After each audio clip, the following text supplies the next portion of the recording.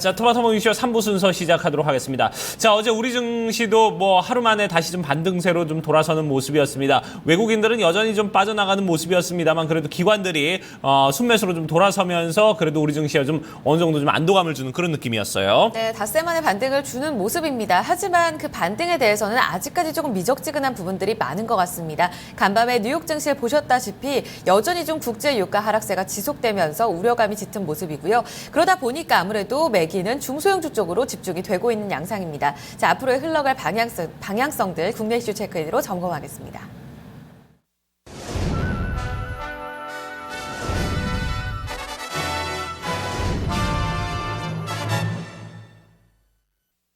네, 국내 이슈 체크인 한양증권 권충현 과장과 얘기를 나눠보도록 하겠습니다. 안녕하십니까? 안녕하십니까? 네, 반갑습니다. 자, 오늘 권충현 과장과 좀 어떤 내용들 얘기를 나눠볼지 이슈부터 먼저 확인을 해보도록 하죠.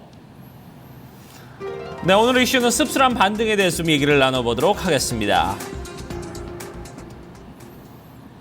네, 자, 양대 지수 모두 다 그래도 좀 쌍끌이 상승을 좀 가지고 오는 그런 모습이었는데 사실 좀 반등 그 폭도 뭐 사실 뭐 전날 떨어진 거에 비하면은 뭐 미미했고 거기에다가 외국인들보다는 기관들이 좀 끌어줬다는 부분에서는 사실 조금 뭐랄까요 약간의 좀 여운이 좀 남는 그런 모습입니다. 네, 맞습니다. 뭐 어제 반등을 주긴 좋습니다. 코스피 같은 경우는 한 11포인트 정도 반등이 나왔고요. 코스닥 같은 경우는 뭐 전일보다도 높게 끝나긴 했습니다만 굉장히 좀 씁쓸한 반등이 아니었겠는가 좀 생각을 하고 있습니다. 다만 뭐 한국 증시가 글로벌 증시 중에는 가장 센 증시 중에 하나가 아니었는가라고도 좀 생각이 되는데요. 일단은 뭐 외국인들은 어제도 코스피를 좀 팔아치우는 모습을 보여줬습니다. 한 1,000원 넘게 또 매물이 나오는 모습을 보이면서 아무래도 좀 환율에 대한 영향을 받고 있다라고 좀 생각이 되고 있고요. 코스닥 같은 경우는 외국인이 한 247억 정도, 기관이 77억 정도 매도를 하는 모습을 좀 보여줬습니다. 시간 내로는 뭐 거의 뭐 쌍끌이 매수가 들어오긴 했는데 장중에는 기관은 좀 매도였다라는 거 아시면 될 것 같고요.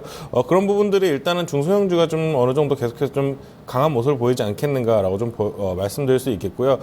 다만 뭐 지수 반등에는 성공했습니다만 코스피 같은 경우는 반등폭이 굉장히 좀 하락폭이 부족하다라고 좀 말씀을 드릴 수 있겠습니다. 일단은 뭐 시장 같은 경우는 제약 바이오를 중심으로 전반적으로 좀 고르게 좀 상승하는 모습을 보여줬고요. CES를 앞두고 IT주라든지 OLED주 쪽에서 좀 강한 모습을 보였습니다.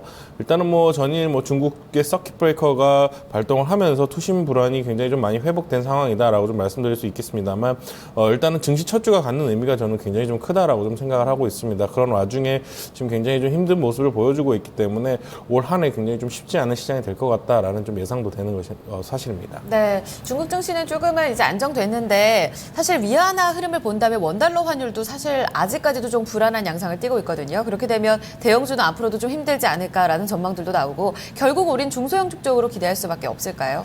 네, 일단은 뭐 대형주보다는 중소형주 시장의 강세가 예상이 됩니다. 그 부분은 뭐 중소형주들이 대형주보다 훨씬 낫다 뭐 이런 모습보다는 대형주 쪽의 업황을 보기가 좀 굉장히 어렵기 때문에 개별주 이슈들이 많은 중소형주 쪽이 아무래도 좀 더 좀 주가의 상승폭이 크지 않겠는가라는 예상이 더 많다 뭐 이렇게 생각을 하시면 될 것 같고요. 뚜렷한 업종의 선장세를 좀 굉장히 보기가 쉽지 않습니다. 그렇기 때문에 특정 대형주 뭐 섹터가 어느 정도 올라간다 이런 모습 찾기는 쉽지 않겠다라고 좀 생각을 하고 있습니다. 중소형주 개별주의 모멘텀 플레이가 좀 계속 된다고 좀 보시면 될 것 같고요. 외국인이 코스닥 같은 경우는 굉장히 또 쉽게 사는 모습들을 보여줍니다. 뭐 어쩔 때는 뭐 한 500억, 600억씩도 크게 좀 지르는 모습을 보여주기 때문에 수급 이슈가 코스피보다는 일단 어렵지 않다라고 좀 생각을 하고 있습니다. 뭐 올 한 해도 또 그렇기 때문에 성장주라든지 고퍼주, 뭐 제약 바이오 쪽, 성장주, 뭐 OLED 쪽이 계속해서 좀 수단매가 돌지 않겠는가 좀 이렇게 생각을 하고 있습니다. 네.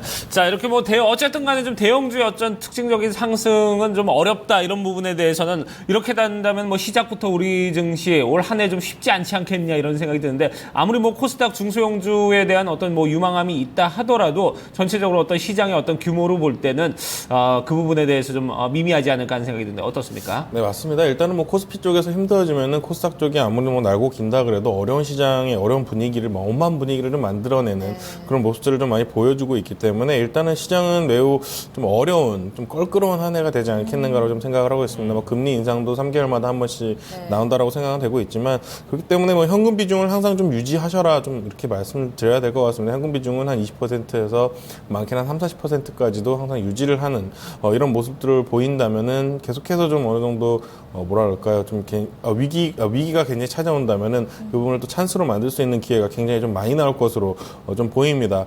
일단은 뭐 글로벌 증시 투자 심리 또한 굉장히 좀 불안한 모습을 좀 보여주고 있습니다. 일단은 뭐 첫날부터 별로 크지 않은 이슈였는데 굉장히 크게 반응한 것으로 봤을 때는 중국의 PMI 지수 자체도 많이 나빠진 것이 아니었습니다만 그 부분에 있어서 굉장히 좀 낙폭이 컸던 것은 앞으로도 이런 모습이 계속해서 좀 자주 나올 가능성이 많다라고 좀 생각이 되고 있기 때문에 그런 부분에 있어서는 좀 조심을 하시는 게 좋겠고요. 다시 말씀드리지만 제가 바이오 모멘텀이 다시 살아난다면은 코스닥 쪽에서는 뭐 작년 초반과 같은 모습이 다시 한 번 더 나올 수 있다 이렇게 말씀드리겠습니다. 그렇기 때문에 뭐 일단은 종목별로는 단기적으로 좀 대응을 하셔라 이렇게 말씀을 드릴 수 있겠습니다. 네, 면역력이 약해져 있다 보면 감기에 상당히 자주 걸리는데 지금 글로벌 증시가 딱 그런 모습을 나타내고 있는 것 같습니다. 그렇습니다. 아주 약한 악재에도 크게 흔들림이 나타나고 있는데 이런 분위기가 조금 안타깝게도 올해까지 좀 지속이 될 것이다라는 의견이 나오고 있습니다. 때마침 좀 우리가 기대할 수 있는 부분이라면 결국은 제약 바이오 섹터들의 랠리가 꾸준히 이어질 것이라는 부분이고요. 종목별로는 좀 단기적인 대응 필요하다는 부분 다시 한번 강조해드리겠습니다. 자, 오늘 전략은 여기서 마무리 짓겠습니다. 한양증권 권충현 과장과 함께했습니다. 감사합니다. 네, 고맙습니다.